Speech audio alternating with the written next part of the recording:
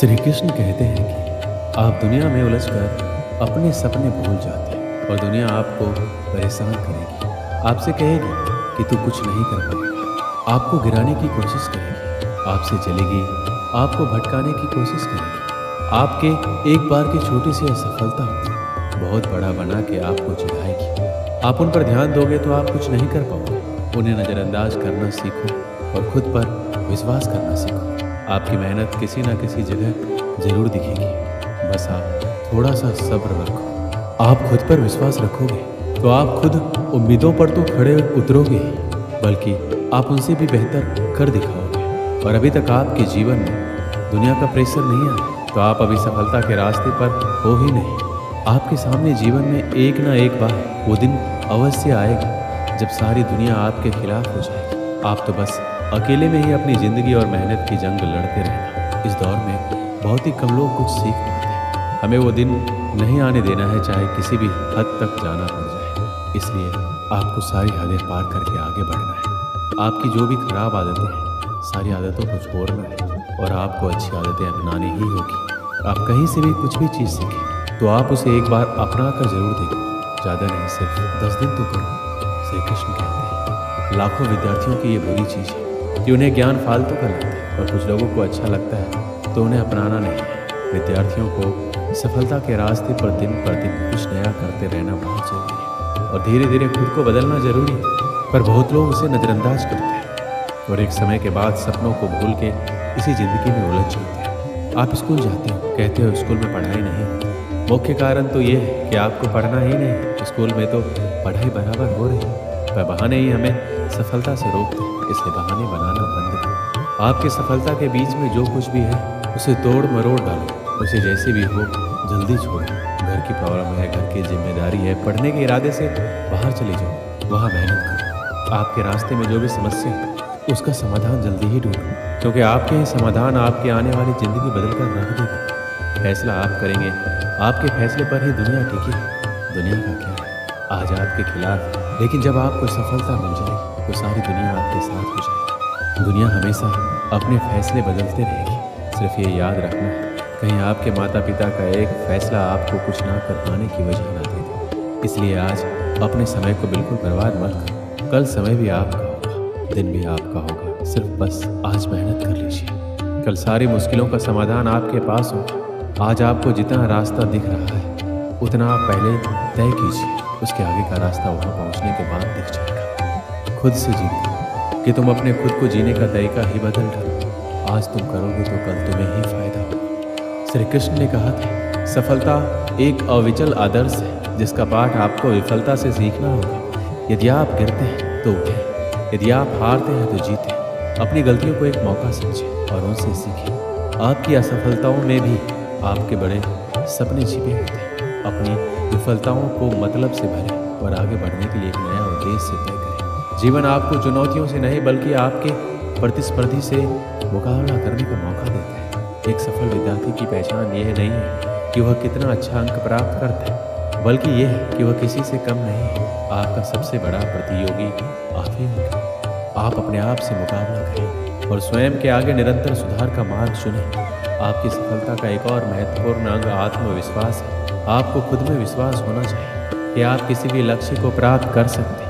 स्वयं को कमज़ोर मत समझें, बल्कि अपनी शक्ति को पहचानें और उसे बढ़ावा दें। जब आप अपने अंदर के संचारी शक्ति को पकड़ेंगे तो कोई भी लक्ष्य आपके लिए असंभव नहीं होगा। साथ ही आपको अपने सपनों को बनाए रखने के लिए सचेत रहना होगा। आपके लक्ष्य बड़े हो सकते हैं, लेकिन उन्हें प्राप्त करने के लिए मेहनत, समर्पण और अध्ययन की आवश्यकता है। आपको अपने लक्ष्यों के लिए संघर्ष करने के लिए तत्परता और सही दिशा में प्रयास करना याद रखें। अगर आपकी मेहनत और समर्पण सही है तो आपके सपने सच होने से कोई रोक नहीं सकता। आप सचमुच महान हो सकते हैं। आपको सिर्फ अपनी क्षमताओं को पहचानने की आवश्यकता है और समर्पण के साथ काम करने की इच्छा है। जीवन के सभी मोड़ों पर अपना सामरिक मनोबल बनाए रखें और अपार सफलता की ओर बढ़ें। आप सभी के भीतर एक अद्वितीय संभावनाओं का समुद्र है। आपकी खुदरा प्रतिभा, अद्भुत कला और निरंतरता से भरी योग्यता का परिचय कराती है। आप विचार कर सकते हैं, सपने देख सकते हैं, इनको हकीकत में बदलने का साहस रखते हैं। जब आप खुद को परिभाषित करते हैं तो सारी दुनिया आपके पास से गुजरती है। आपकी सोच, आपके विचार और आपकी भावनाएं आपकी शक्ति बनती है। आपकी सोच आपके कर्मों को प्रेरित करती है और कर्म से ही सफलता आती है। इसलिए हमेशा सकारात्मक सोच और उच्च मानसिकता बनाए रखें। जीवन में कठिनाइयाँ आएगी, समस्या आएंगी, लेकिन आपकी मनोबल शक्ति आपको अपने लक्ष्य की ओर आगे बढ़ने में मदद करेगी। यदि आप ताकतवर और अटल बने रहेंगे तो कोई भी चुनौती असंभव नहीं होगी। विफलता केवल एक मंच पर धकेलने का अर्थ नहीं है, बल्कि आपको विजयी बनाने के लिए आगे बढ़ाने का एक और अवसर है। इसलिए अपनी ताकत को पहचानें, अपने दोषों को स्वीकार करें और फिर से खड़े होने का प्रयास करें। जिंदगी में सब कुछ हासिल करने की इच्छा किसको नहीं होती? आगे रहने की इच्छा किसको नहीं होती? पैसा कमाने की इच्छा किसको नहीं होती? अगर आज मैं 100 लोगों से कहूँ कि कल आपको 4 बजे उठना, अगर आप 100 लोग राजी भी हो जाए, परंतु यह है कि उनमें से सिर्फ 80 लोग ही उठेंगे। दूसरे दिन क्या होगा? उससे भी कम लोग उठेंगे, तीसरे दिन उससे भी कम, चौथे दिन उससे भी कम, पर जो आखिरी दिन उठेगा वही व्यक्ति अपने जीवन में चुने हुए लक्ष्य को पाकर रहेगा। यदि आपको दुनिया के 1% लोगों में आना है तो आपको उस माइंडसेट से निकलना होगा जिसमें आपके अगल बगल के 99% लोग फंसे हैं।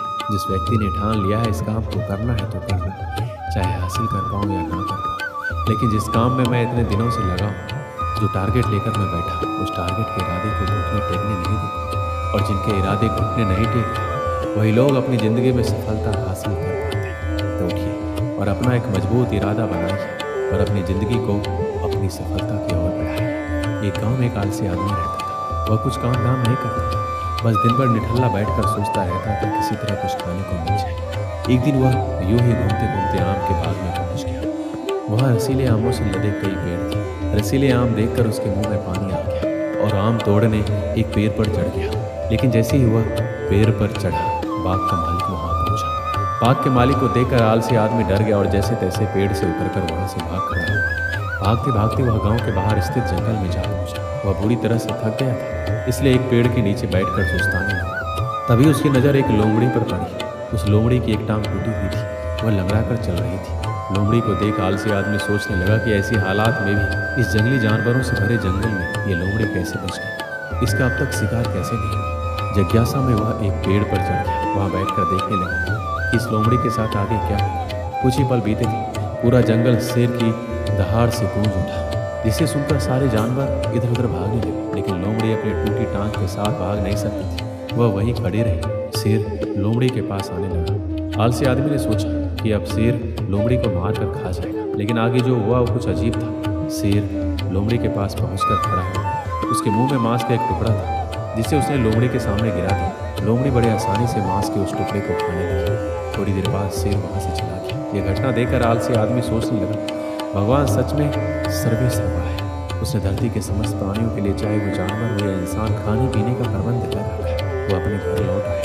घर आकर 2-3 दिन तक बिस्तर पर लेटकर प्रतीक्षा करने लगा। जैसे भगवान ने शेर के द्वारा लोमड़ी के लिए भोजन भिजवाया था, वैसे ही उसके लिए भी कोई ना कोई खाने पीने का सामान ले आएगा। लेकिन ऐसा कुछ नहीं हुआ।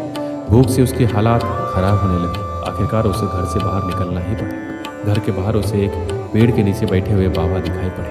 वह उनके पास गया और जंगल का सारा वृतांत सुनाते हुए बोला, बाबा जी, भगवान मेरे साथ ऐसा क्यों कर रहे हैं? उनके पास जानवरों के लिए भोजन का प्रबंध है, लेकिन इंसानों के लिए नहीं। बाबा जी ने उत्तर दिया, बेटा ऐसी बात नहीं है। भगवान के पास सारे प्रबंध हैं, दूसरों के लिए भी, तुम्हारे लिए भी। लेकिन बात यह है कि वो तुम्हें लोमड़ी नहीं शेर बनाना चाहते हैं। दोस्तों, इस कहानी से क्या सीख मिलती है? हम सबके भीतर क्षमताओं का असीम भंडार है, बस अपनी अज्ञानता वश हम उन्हें पहचान नहीं पाते और स्वयं को कामचोर समझकर दूसरों की सहायता का प्रतीक्षा करते हैं। स्वयं की क्षमता पहचानिए, दूसरों की सहायता का प्रतीक्षा मत कीजिए। इतने सक्षम बनिए कि आप दूसरों की सहायता कर सकें। दोस्तों, इस वीडियो में बस इतना है। मिलते हैं अगली वीडियो में। अपना ख्याल रखिएगा। जय श्री कृष्ण।